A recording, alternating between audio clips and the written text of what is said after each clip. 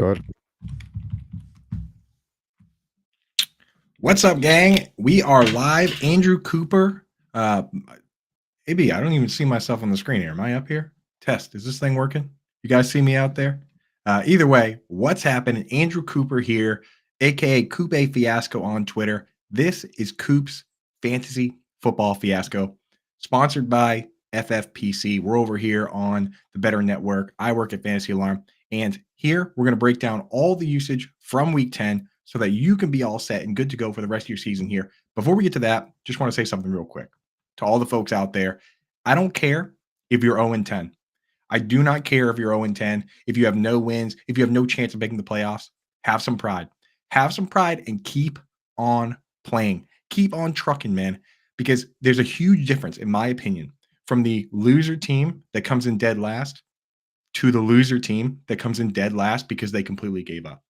It's disrespectful to yourself. It's disrespectful to your league mates, to be completely honest. For you to just put garbage out there and not set your lineup and not care, you're changing the landscape of the league. If you let another team win with your trash team that shouldn't have beat you and they make the playoffs over a team that deserved it, then you're an even bigger loser than you would have been just coming in last place trying. So have some pride, folks, man. Let's go. Let's get fired up. And I look around at my teams, and I got some teams that probably aren't going to make the playoffs, but I'm going to keep trying because I care about my overall record. I care about this stuff deeply. I care about my image, and I care about putting the best league possible together where the outcome isn't affected by people that are just taking their ball and going home.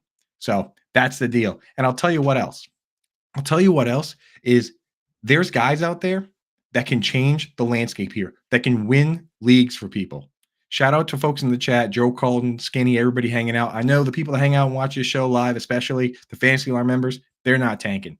But this goes out to everybody out there that might just be catching one of these episodes for the first time. We're passionate about this stuff. And I'll tell you what, there are guys out there that could win leagues that haven't even started playing at a high level yet. You look at Amon-Ra St. Brown as a rookie through week 10, which is where we are right now, he was unstartable in fantasy football. And for the final 7 weeks, megastar. Stud. I didn't believe in him. I thought he would go right back in the bottle. Never went back in the bottle. Never stopped being a star. From this moment right now in the season on, he turned into a megastar and he never stopped being that megastar. Those guys are out there. I don't know if it's Keaton Mitchell. I don't know if it's Noah Brown. I don't know if it's Trey McBride. It could be a player whose name we've never said on this show before. Even though we go through every single team and look at every single player and their usage and everything, it could be a player that we have not even mentioned yet that's going to come out and be a super megastar. So what we do on the show is we're going to go team by team, as always, in order by city, and just hit on the important metrics so that we can identify these guys, know who the next man up is, know who's coming up, know who's going down, and so that we can keep winning, whether it's for pride, whether it's to make the playoffs, whether you're already in the playoffs and you just are setting yourself up for complete dominance. We're going to be on top of it. It starts right now. So let's get into it. Also, today, folks, you got to be on top of me in the chat. I see you, Skinny. I see you, Toronto Dave. Coming back for good reason. This show is only going to be an hour. We can't go over because coming back next week is Brit's Blitz on Mondays. Yes, Brit is back to 2 days a week, Monday and Friday. So we've been going over the last few weeks, getting a little crazy, taking advantage of the time slot. Now we got to keep it to an hour.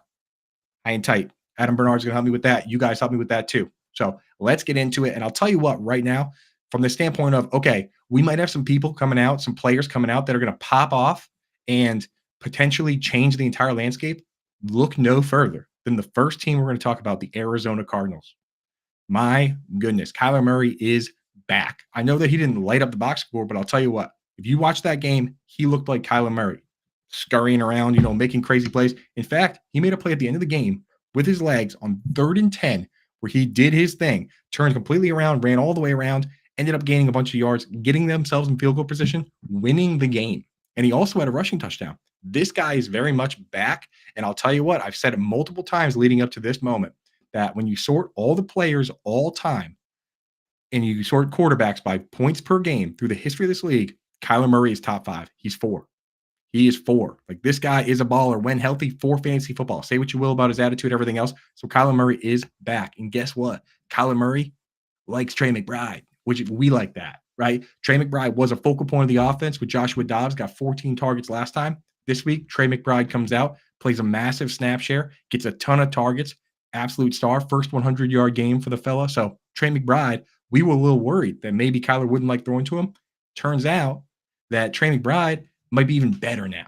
So Trey McBride locked in. If you waited and went yin and yang tight end with us and found Dalton Kincaid or Sam Laporta or Trey McBride, you got to be feeling pretty good about it right now. So let's rock and roll, baby.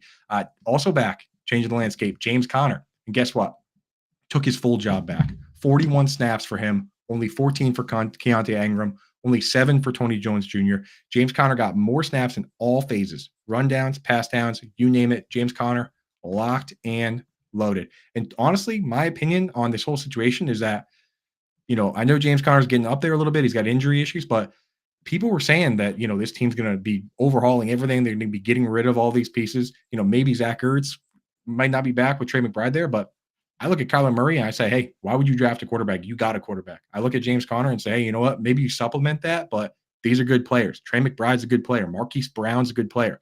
I like Michael Wilson the way he looks. Rondale Moore is a gadget player. This team, as far as weapons go, they're looking all right, man. So, heck yeah, let's do it, man. Shout out to Rushman. Greetings, brother. Shout out to Toronto Dave. Thanks for hanging with us, guys. But yeah, so just to wrap this up, Marquise Brown played a full snap share. Michael Wilson did as well. And then Rondale Moore did his typical thing. He doesn't play every single snap because he doesn't play in 2 wide receiver sets, but he plays plenty of slot and usually gets a couple carries. Didn't this week, but mixes those in. So all those guys are looking interesting right now, at least in DFS. And Kyler Murray and Marquise Brown and James Conner and Trey McBride in your redraft leagues are in there. So let's go. Go over to Atlanta, the team that they beat this week. As far as wide receivers go, this is easy now. Drake London's back, so don't worry about anyone else because Drake London played 55 snaps. The next highest was Kadarius Hodge at 29, and he only ran 9 routes. They basically just used a ton of 2 tight end sets. It's Kyle Pitts, it's Jonnu Smith, it's Drake London. Don't worry about the wide receivers. Nice and easy. Now, Kyle Pitts ran 20 routes, which tied Drake London. One little piece of nitpicking here, and I really don't understand why they're doing this, but Kyle Pitts blocked on 5 pass plays, which you might say to yourself, you know what, that's not that big deal. But it was 5 of his 25 pass plays. They only had 27 total pass plays. He was out there for 25 of them, and he blocked on 5. That's 20%. Anything over 15% is nightmare, right? So he should have, if he's out there for 25 pass plays, run 25 routes of 27. Instead, he runs 20 of 27. That's not good, man. I really don't understand why they would use this player like that, but I don't understand anything Arthur Smith does. So what are you going to do? Mile High Luke, shout out, brother. Happy Monday, man. This is where we go through. We dig through the rubble. We get sorted out. We get the waivers tomorrow. Start having fun with Howard Bender and lightning round and quick outs and all that fun stuff. Today, though, this is fun for me. I like this stuff, man. I like this nerdy stuff, and I'm glad you guys are hanging out with me so we can break this down. Bijan came out, 22 routes, 22 carries. Alexa, play Jay-Z 22 twos, baby, because he came out and actually played a full amount of work that we like to see, right? Tyler Algier played 19 snaps. He played 53.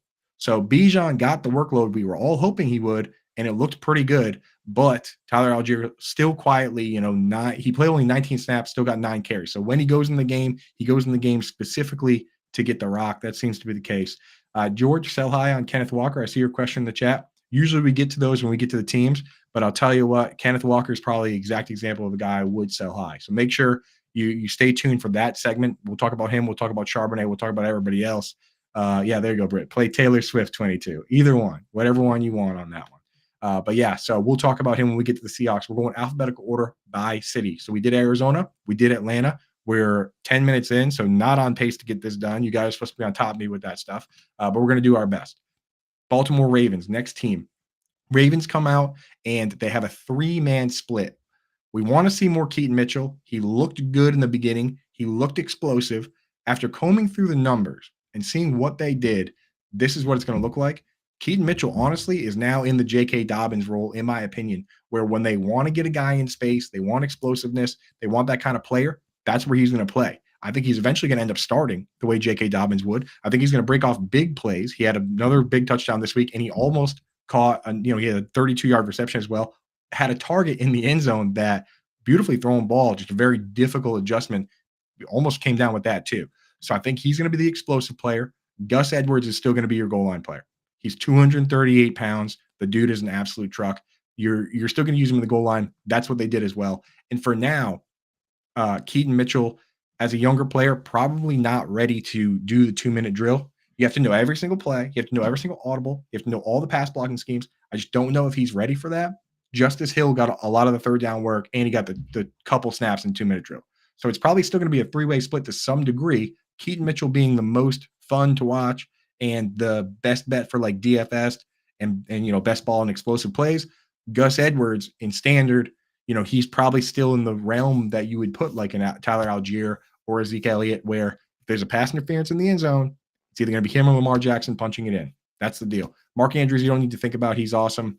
Zay Flowers led all wide receivers in snaps again. A little bit of a change, though. Rashad Bateman came in and played the most in 2 wide receiver sets, ran 23 routes, which was more than Nelson Aguilar, who ran 16, much more than Odell, who ran 12. I know Odell got the revenge game, touchdown, whatever. But Rashad Bateman kind of trending in the right direction in deeper leagues. Might want to go and kind of stash him on the bench because second in routes, second in targets, ran 23 to 26 for Flowers. This is like the first time all year that's happened where it's even been close at all. So Rashad Bateman may be trending up at the right time. Keep an eye out for him. Again, hard to trust right now, but we want those guys trending up versus down. Like an example would be Mac Hollins earlier this year was playing a ton of snaps. Since then, he's trended all the way down to the point where he wasn't even like active this week. So we want guys on the way up versus way down. Bateman might be on the way up. So keep an eye on that. Next team, Buffalo Bills, play tonight. So nothing on that there. No concern that Mitchell only got 5 touches or whatever, while Edwards got 2. Yeah. That is a concern, Jared Moore. 100% see you in the chat on that. So definitely be careful with that. But again, Mitchell, he's going to get the more explosive looks, but you just got to know that that Keaton Mitchell needs to score from 10, 15 yards out, probably just like Alvin Kamara does, right? Or just like, now Jahmyr Gibbs probably does. So that's the case. And shout out Joe Carlton in the chat. Adam Bernard, if you could pull up that comment, appreciate you having my back so that we can keep things quick here. Promo code Coop on myffpc.com. Deposit 35 or more, you'll get 25 free. Pull up the QR code for that. There you go. I appreciate you taking the chat. Knows we're on a time crunch, so they're taking care of the ads for us, dude. Appreciate you, Joe. You're the man, dude. Yeah, so that's the deal. Buffalo Bills played tonight. Carolina Panthers played on Thursday. No DJ Chark, so it was Thielen, Mingo, and Terrace Marshall. When Chark comes back, just know that Terrace Marshall is the one that's kind of the odd man out that's going to split snaps with him. Thielen and Mingo will keep their snaps. So Thielen's the guy you start. Mingo may be a stash. Hayden Hurst and Tommy Tremble split with no Steven Sullivan. Didn't matter. When Steven Sullivan plays, it's a 3-way split, so not really interested in those guys. Chuba Hubbard, 30 snaps, 23 for Miles Sanders. So we saw at the very end of the game, Miles Sanders is the 2-minute drill back, it seems. He went out and caught a couple passes at the very end of the game. It's not enough to start, right? But it does dig into Chuba a little bit, makes both of them kind of inconsistent. We wanted one guy to get all the work. We were rooting for Miles Sanders. He kind of ended up in the doghouse, Deuce Staley's doghouse, which is a tough place to be. DeAndre Swift lived there for a while, but that doesn't mean Miles Sanders is just done. He could potentially bounce back, but for now, difficult to start either guy. Chuba is still the better start because he's getting the carries. He's getting the start. But Miles Sanders clearly going to mix in on some pass plays. Ran 19 routes to 13 for Chuba. Bears, 72 snaps. DJ Moore and Darnell Mooney, only wide receivers that play the whole game. Only wide receivers you can trust. Equanimeous St. Brown came back, but he split with Tyler Scott. So, who really cares?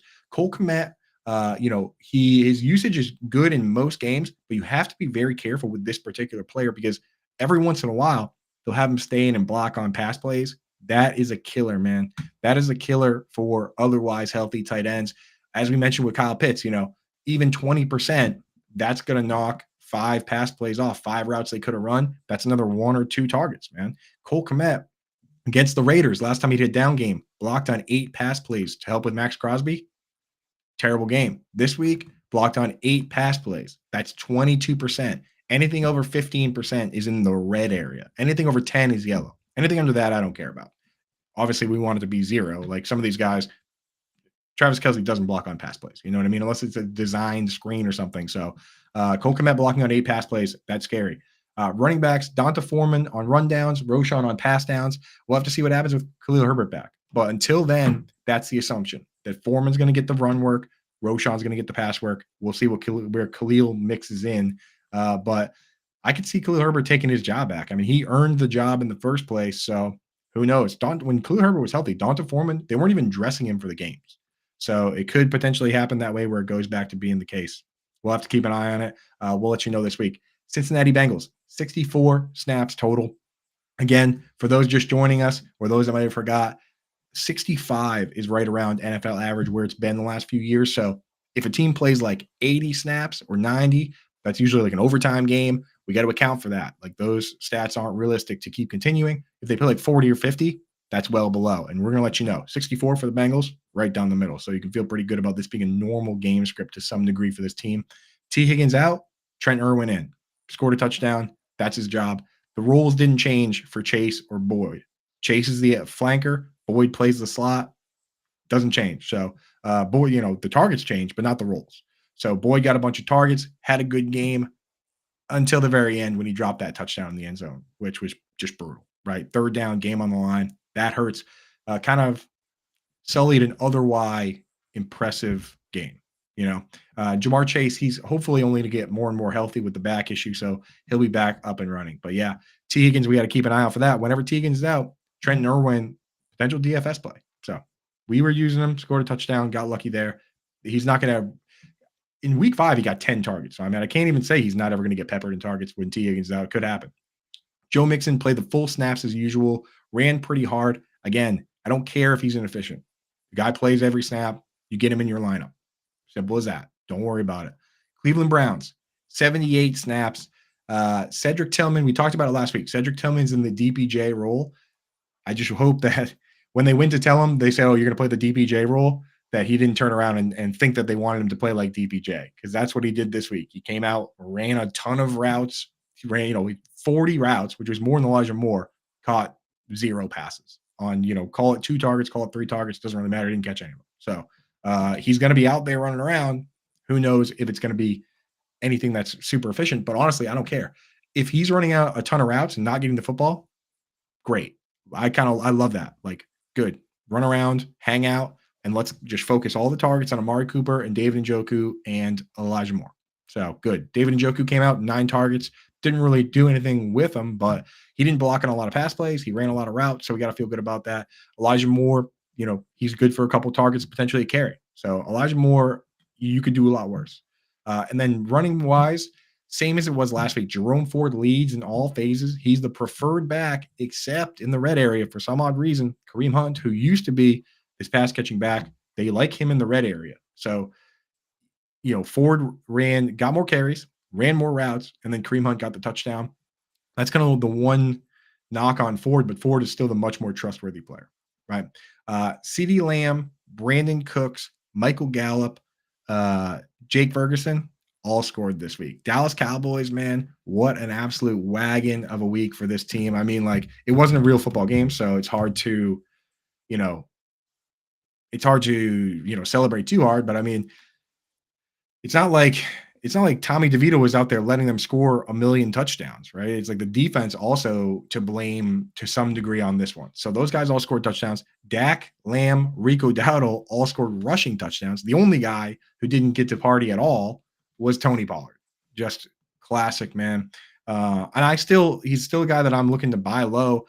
I worried out loud on Twitter if maybe the recovery from this ankle injury, he had tightrope surgery. Him and Darnell Mooney both had the same surgery. It's supposed to be new special surgery that it's only been done like 5, 6, 7 years or so.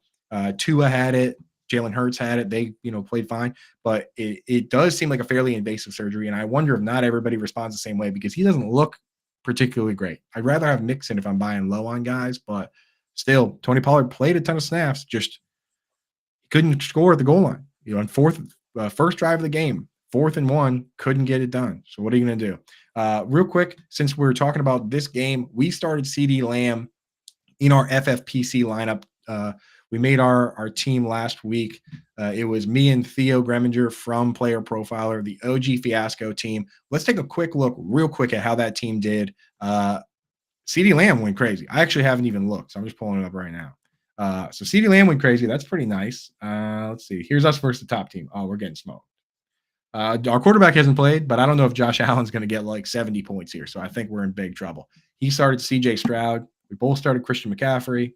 He started Alvin Kamara, which outscored our Aaron Jones. That's the thing is like, you got to get it like just right. Tank Dell was a good start for us. That was a good call by Theo. 20 points there. Sam Laporta hurt us. And this guy started Trey McBride. What a dude, huh? 25 versus 10. That can make all the difference. The other one is the rule here is you can only start I love this rule. You can only start one player from each team. So we sat there and said, do we start Eckler or Keenan Allen? Looks like Keenan Allen dominated. I mean, he had an amazing game, doubled the points for Austin Eckler. And unfortunately, at the flex, we could have started him. We just made that call. Turned out to be wrong. What are you going to do? Joe Mixon just did okay. Again, Mixon versus Chase. This guy made the right call. We made the wrong call there. Olave had a decent game. Deontay Johnson let us all down, which is brutal. And we've had a hard time picking the right defense. Should have just played the chalk with the Browns, man. That was probably the play because, did we even start a Brown? That should have been such an easy play. Yeah, we didn't even start a Brown, so we could have just started them. Browns versus Baltimore, that's actually not even that good of a move. I don't know why. The chalk was whoever was playing the Cowboys defense was the chalk, but we needed CeeDee Lamb did much better. So, yeah, I don't know what the thought process was there on the Browns besides the fact that the Browns are good, but this guy did well.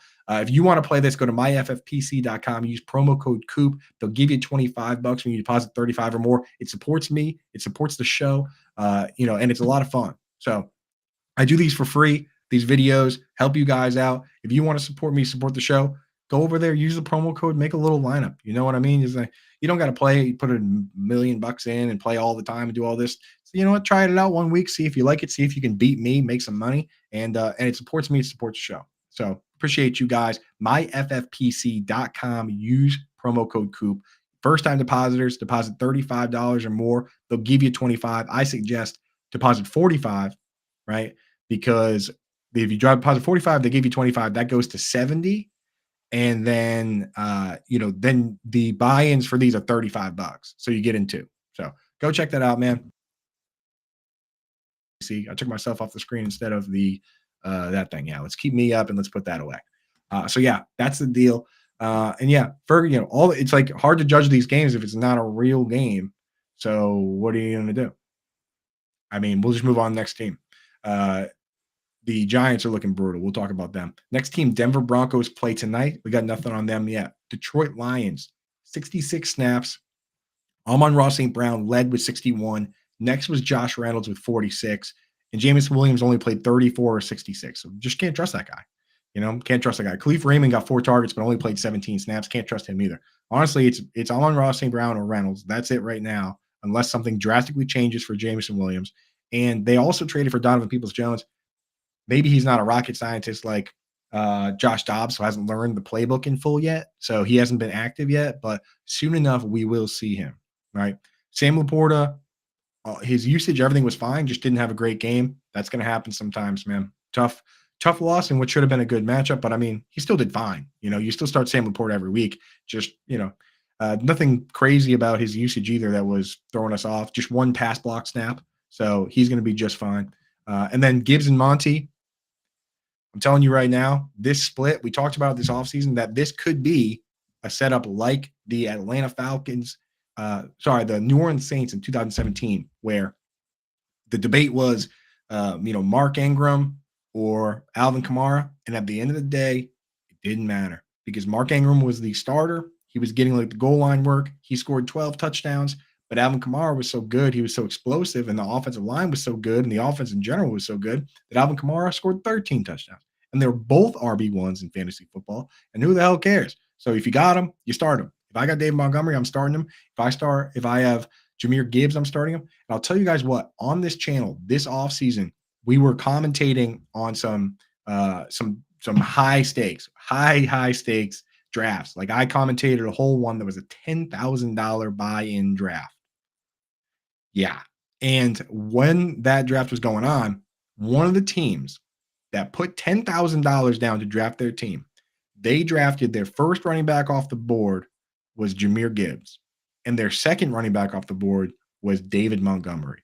And I said, this guy's going to put 10 grand that the Lions rushing game is so good that these guys can both be starters every week.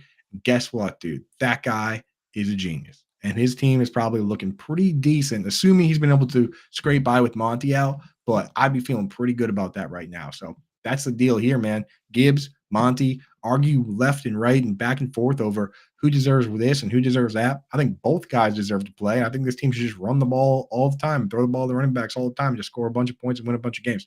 So, yeah, feeling pretty good about both those guys. Green Bay Packers, 68 total snaps. Romeo Doubs, Christian Watson, Jaden Reed. That's the deal. Doubs and Watson on the outside, which makes Reed the third fiddle. So when you look at the snaps, 56 for Doubs, 51 for Watson, only 35 for Reed.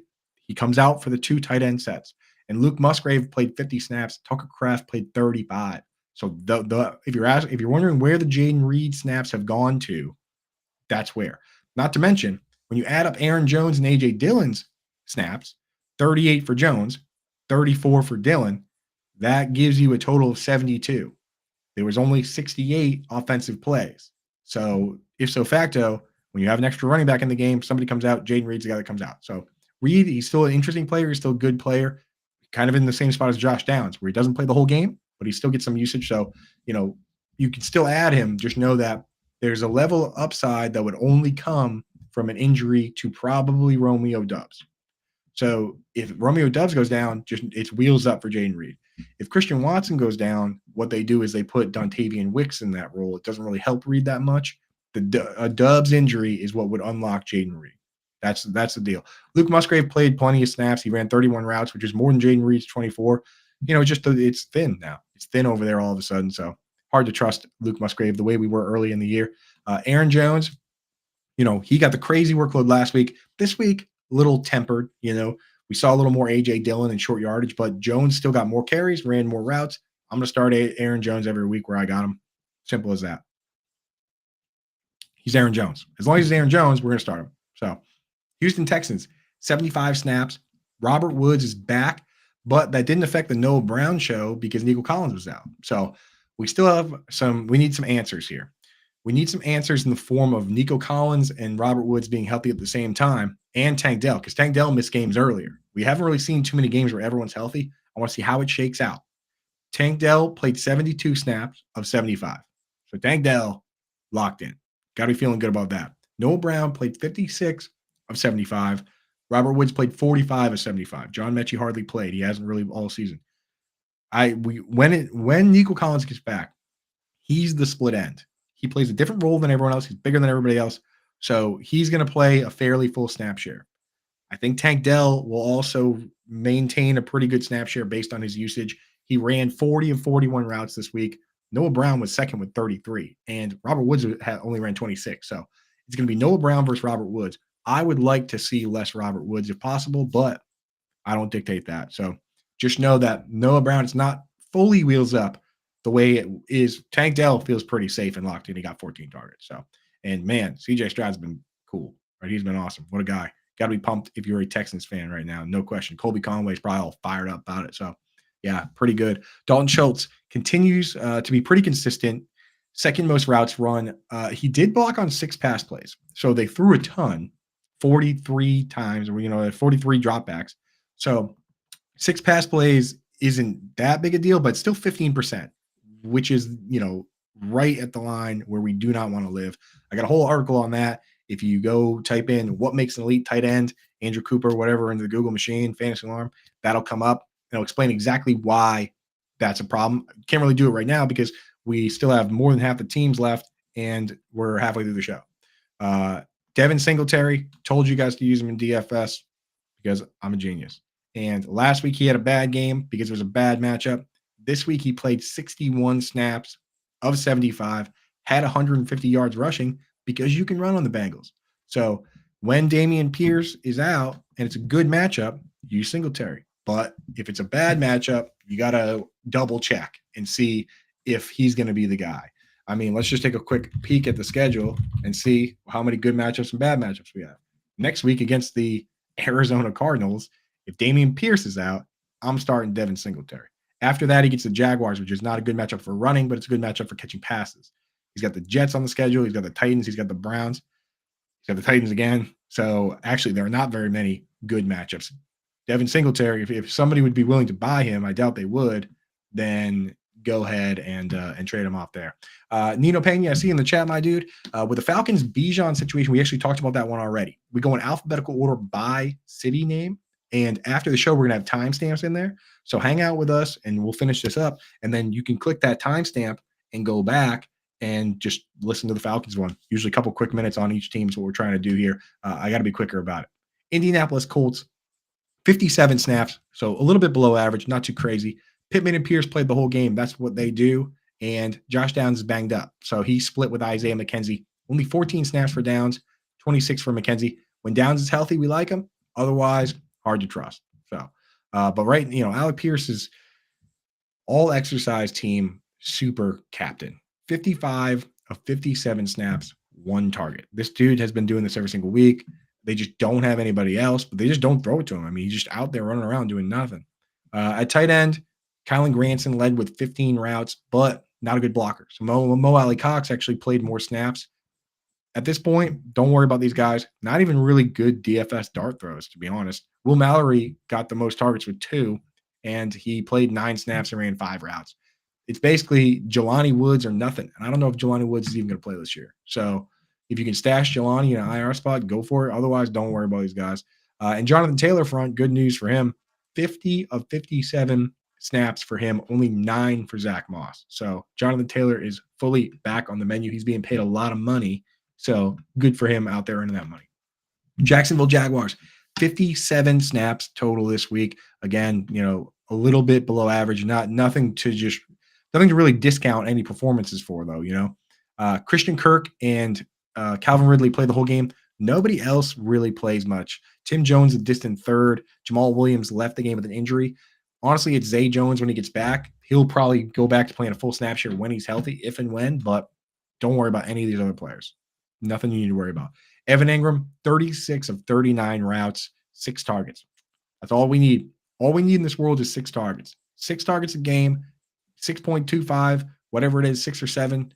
That gets us to 100-plus targets in the season. That's all that matters at tight end at the end of the day.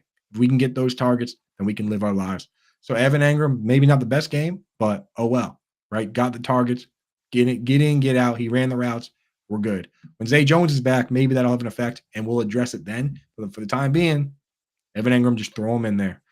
Travis Etienne led, but not really the dominant snap performance that we've seen from him. He usually gets a crazy amount of snaps, but this week, he got 35 of 57. They used Dearness Johnson for 12, Tank Bigsby for 10. So it's not like it's like a split with somebody. They just mixed in other guys, and I don't know. I don't love that.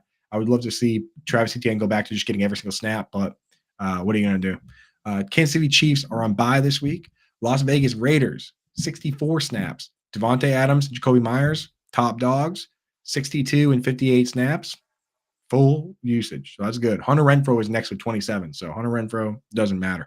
Jacoby Myers only got 2 targets, though. So starting to wonder if maybe Josh McDaniels liked his guy Jacoby, and this new group doesn't really have loyalty to Jacoby. They definitely didn't to Jimmy Garoppolo. So I don't know. And the interim coach Pierce basically said, they asked him about throwing to Devontae Adams, who got 10 targets. He said, I know who to throw it to. So sounds like Devontae Adams has targets on the menu moving forward, and we're going to like that. Michael Mayer, he's a starter now, played 56 of 64 snaps, only ran 22 of 32 routes, though. Scored the touchdown, but his usage is just not good enough to really trust, to be honest. He's going to be a middle of the pack tight end, too, for the most part for me. So just can't really trust the usage on Michael Mayer. It's a shame. He'll have a win in his career. I think there's going to be a window to open at some point where he could potentially be a focal point. But right now, with Adams and Myers and Josh Jacobs, it's hard for him to be like the top fiddle as a rookie in a situation like that. In other spots, it's possible. And on this team, it's kind of tough. Josh Jacobs ran, 53 snaps for him of 64. So Jacobs is dialed in. Los Angeles Chargers, 72 snaps, so a little bit above average, but again, nothing crazy. Keenan Allen, absolute monster, 15 targets, super mega star. Got to be pumped about him. Quentin Johnston and Jalen Guyton also both played the whole game because Gerald Everett got hurt. So Gerald Everett got hurt, and they basically just went 3 wide receivers for the most part. So QJ, Guyton, Keenan Allen all played a ton of snaps. They both all ran 35 or more routes out of 41. So, I mean, I like QJ, but Guyton's out there as like a DFS dart throw. Obviously, Keenan Allen's in your lineup every single week. He's like the wide receiver 1 overall. He's amazing. And he's always been amazing. And he's a Hall of Famer. Donald Parham and Stone Smart, our guy Stone Smart, one of our favorites. 3 targets, didn't catch any of them. But that's more targets than Donald Parham got. So that's some. Stone Smart, when he's going to score a touchdown at some point, we're going to victory lap. He's not really a guy, like he's a guy where people ask me who's the deepest tight end you roster in your deepest league. That's the name, Stone Cold Smart. But yeah, you can't trust that guy. Can't really trust Donald Parham either, though, because they split when Gerald Everett's out. So I don't know what the extent of the injury to Everett is, but even if they're out, I'm not going to start Parham or Smart in any real leagues, maybe DFS. Austin Eckler, more work in all phases than Josh Kelly. We know the deal there. It's Eckler's show. Kelly is just to spell him or play if he gets hurt. Los Angeles Rams, bye week. Next team in alphabetical order, Miami Dolphins, bye week. Next team, Minnesota Vikings, 73 snaps. TJ Hawkinson, absolute soldier, legendary performance this week. Ed Werder came out. People are dogging Ed Werder for his reporting when they shouldn't, because TJ Hawkinson was hurt. Clear. If you watch that game, this guy was hurt, dude. He wasn't injured though, so he played, but he was hurt, dude. Every time he got hit, he was looking like Rocky there, just like rolling around on the ground, fighting to get back up. But he got back up every single time.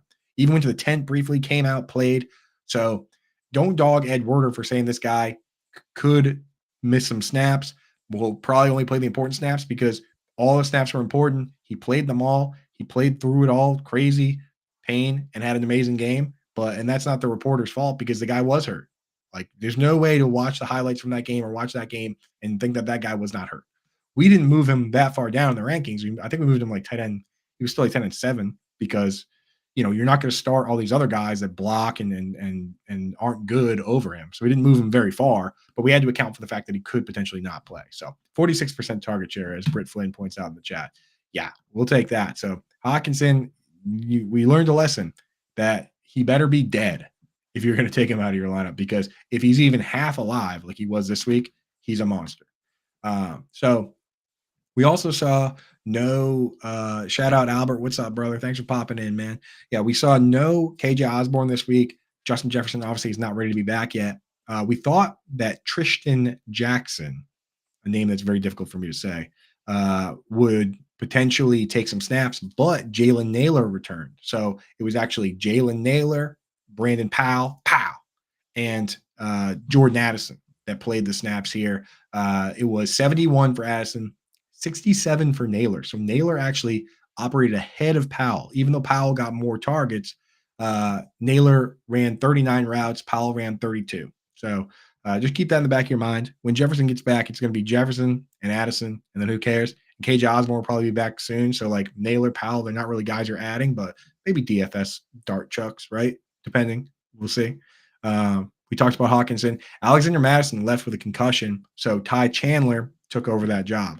And I'll tell you what, I've mismanaged one of my teams in a very difficult league, the Fantasy Alarm Family League, to the point where I had to start Ty Chandler this week against James Grande.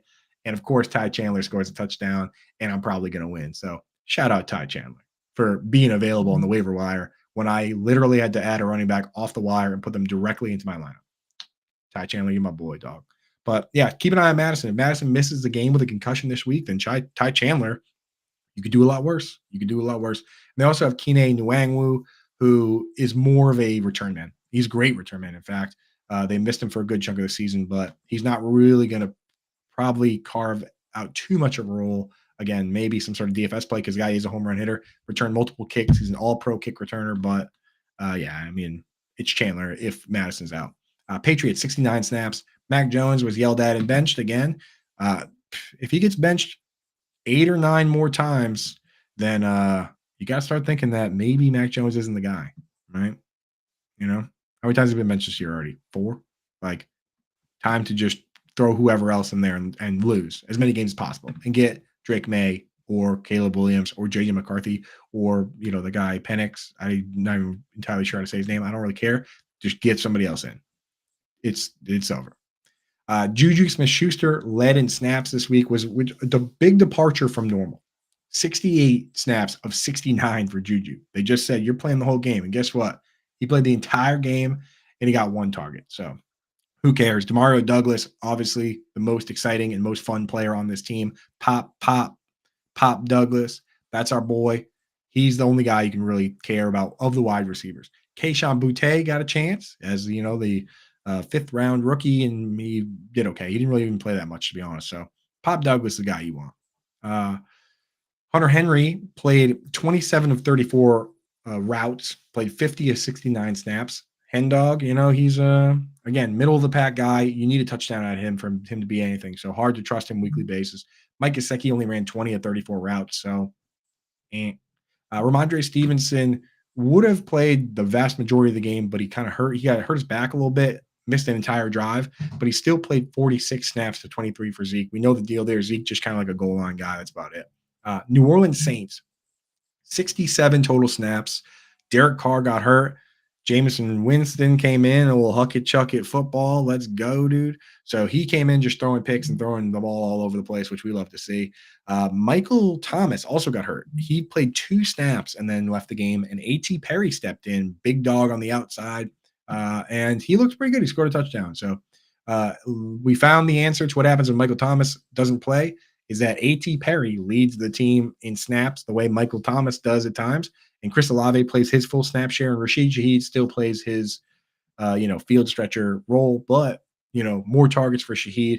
A.T. Perry's probably not going to command a ton of targets. So Michael Thomas is out. Good news for Chris Olave. Good news for Rashid Shaheed.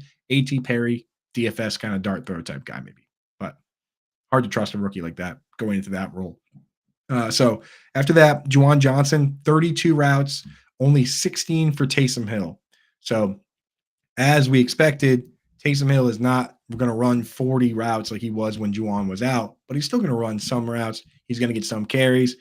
Again, it's out of his control to some degree, the Taysom Hill situation, because he is the red zone. He dominates in the red zone. They only have 2 plays of 2 touchdowns longer than 20 yards, unless I missed one this week. Maybe I did.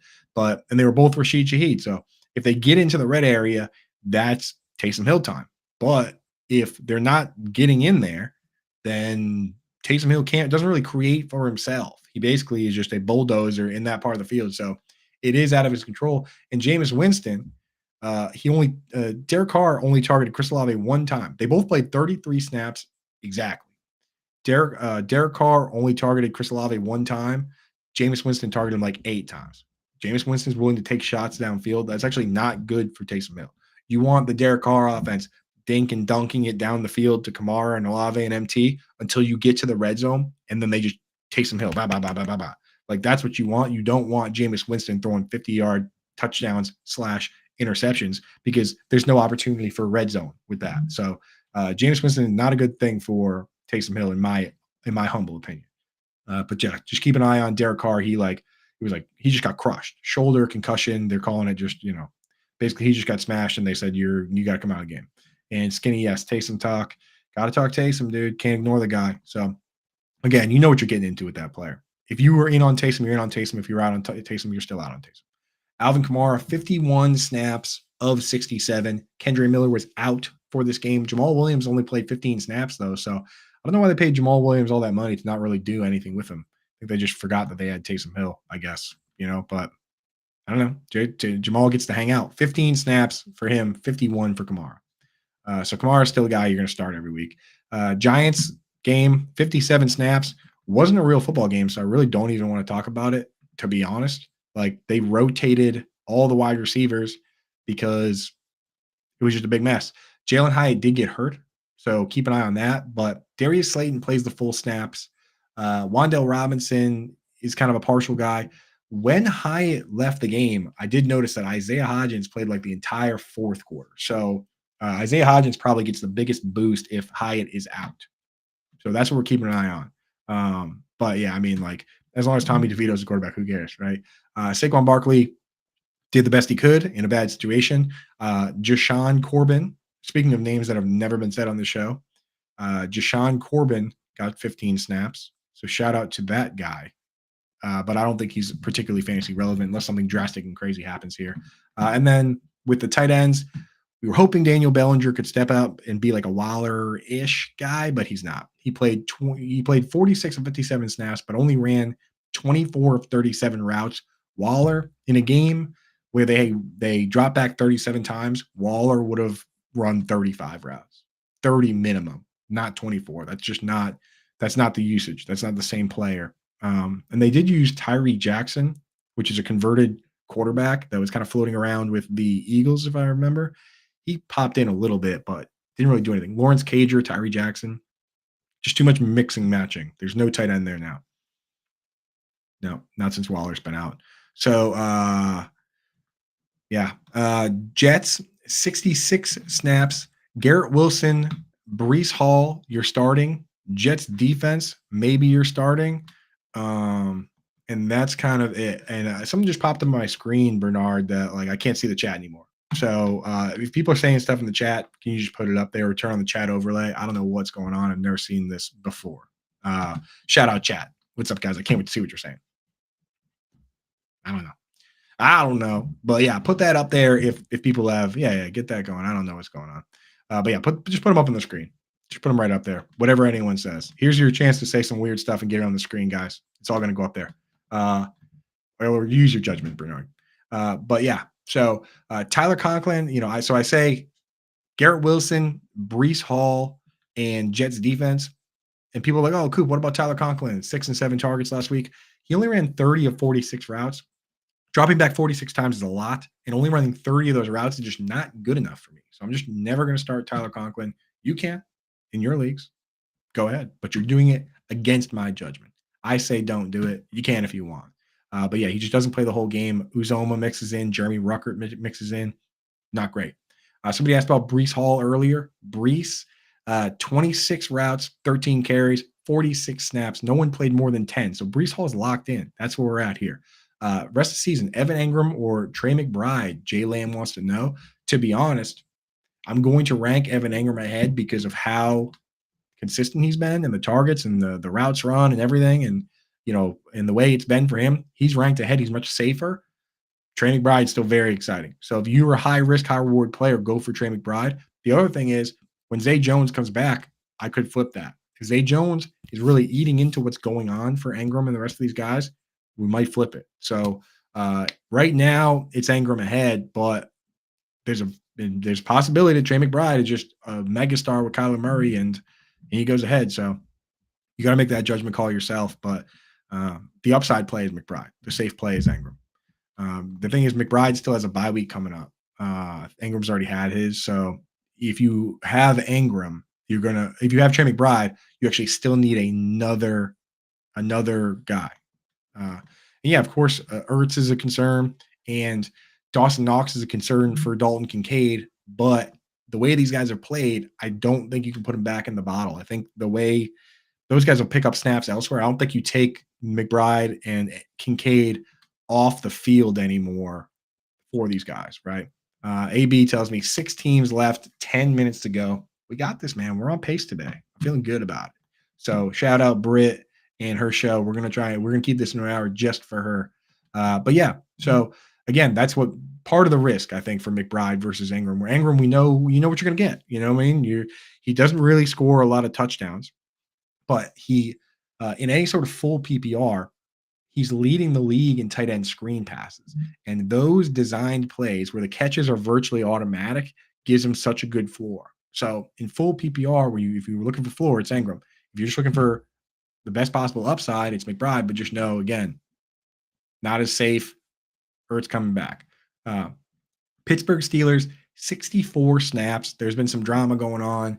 Pickens changed his profile or whatever, and then they didn't announce him with the starters. But guess what? He did start. And in fact, he led the team in snaps. He played 62 of 65 snaps. So I don't care that they didn't announce his name. He played the entire game. Did he play well? Whatever. Deontay Johnson, the guy that we usually trust and we will continue to trust, did not have a good game either. The quarterback's the problem. what are you going to do, man? But Deontay Johnson, you just can't leave him out of your lineup because of the targets that he typically gets, man. So, got to get him in there. Got to get DJ in there. Don't necessarily have to start Pickens. Definitely don't have to start Allen Robinson. And Calvin Austin went back to the bench when when Deontay Johnson came back. So can't obviously trust him. Connor Hayward, his usage was good for a couple weeks. He was basically being used like Pat Freiermuth. Now he's not. So only ran 18 to 26 routes. So he also goes out the window for me. I don't care that he, everyone on the team got 4 targets. So he got 4 targets. Like, doesn't matter to me. Jalen Warren, Najee Harris, 33 snaps each, even split. Carries 15, 16, fairly even. Targets 4 and 4. Like, it's just an even split now. So, start them where you got to. It's not like this isn't like the Lions where this team is just incredible and both running backs can be awesome. It's probably going to be the way it's been, where it's like one guy's a good week, the other guy's a good week. They just, I'd rather not start either, to be honest with you, but they're both viable now, considering that they split. San Francisco 49ers, 62 snaps. George Kittle, probably the most George Kittle game that he's had since the Cowboys game. Cowboys game, he catches 3 passes. All 3 are touchdowns. This week, he catches 3 passes for 116 yards and a touchdown. In the games when Debo and Ayuk and CMC are all healthy, he has not had more than 3 receptions in a game yet. So I am selling high on George Kittle.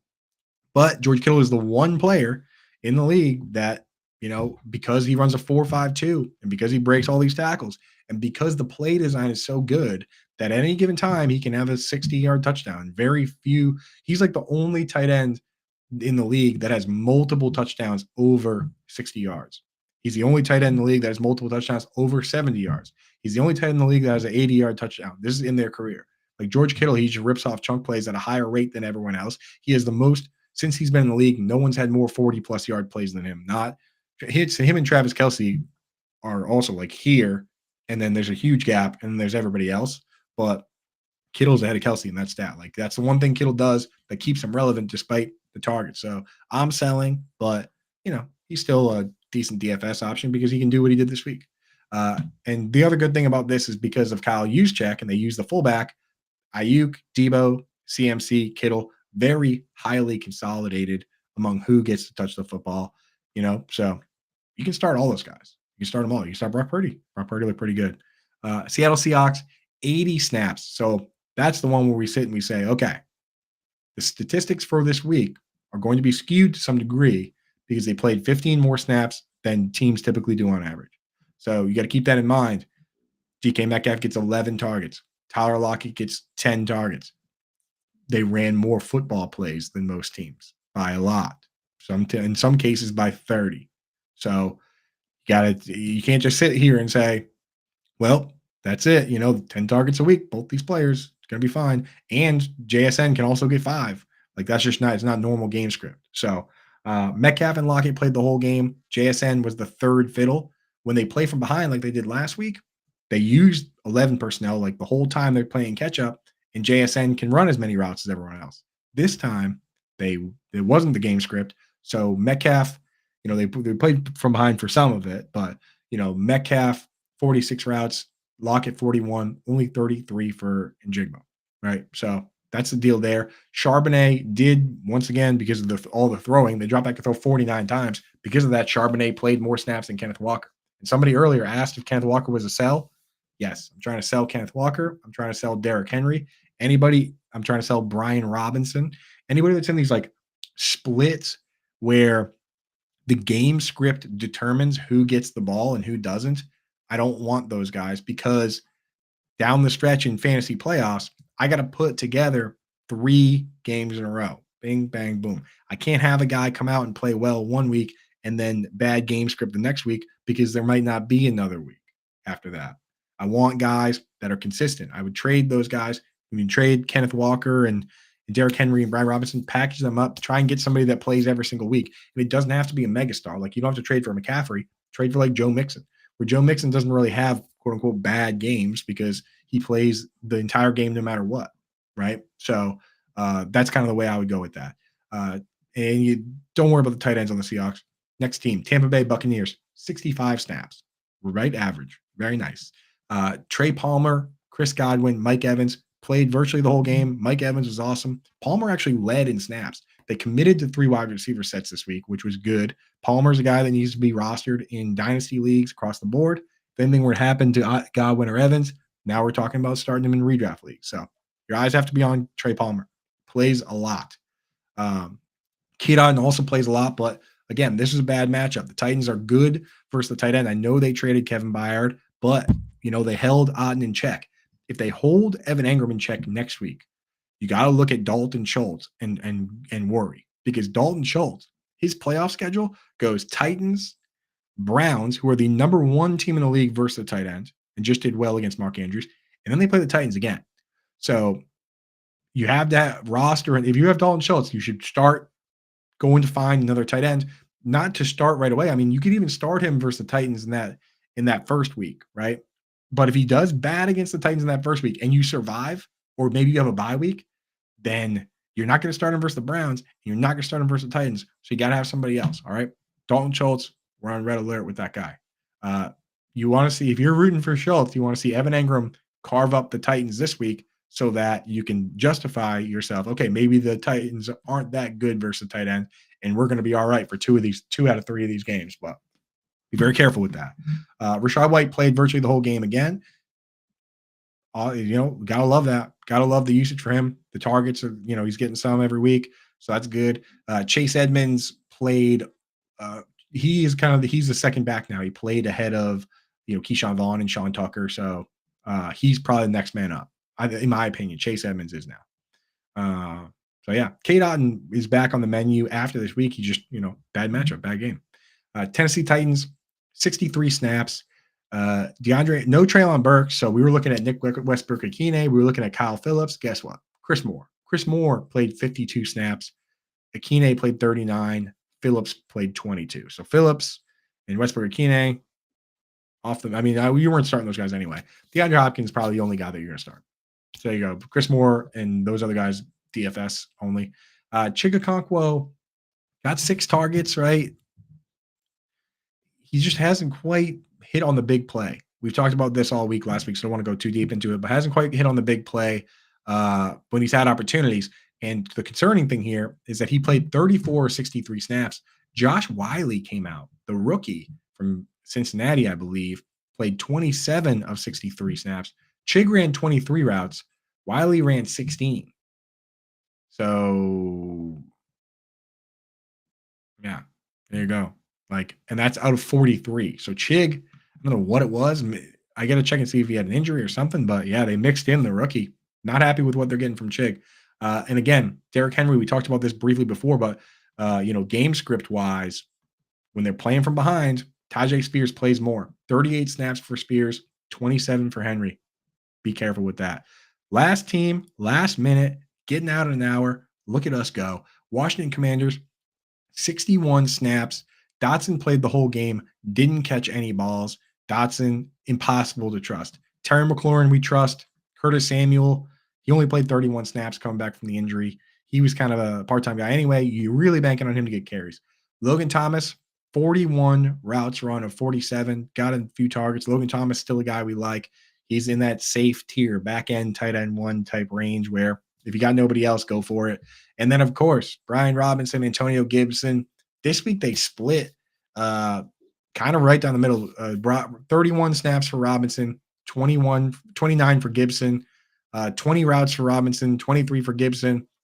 Carries were kind of split, targets were kind of split. So, again, I don't like guys like that where it's like I have to try and predict what's going to happen, because here's the problem. If we could predict all the games, who's going to win, who's going to lose, then we would just be on an island somewhere with an umbrella in our drinks because of all the bets we would win, Trying to predict first, you need to predict how the game's going to go. Then you have to predict if the person's even going to have a good game. Even, they could be winning and Brian Robinson might never have a good game. It's just too many variables for guys like that. So I'm looking to trade them. But hey, thanks for tuning in. Thanks for hanging out. Starting next week, right after my show, Brits Blitz is going to be back, baby, Mondays.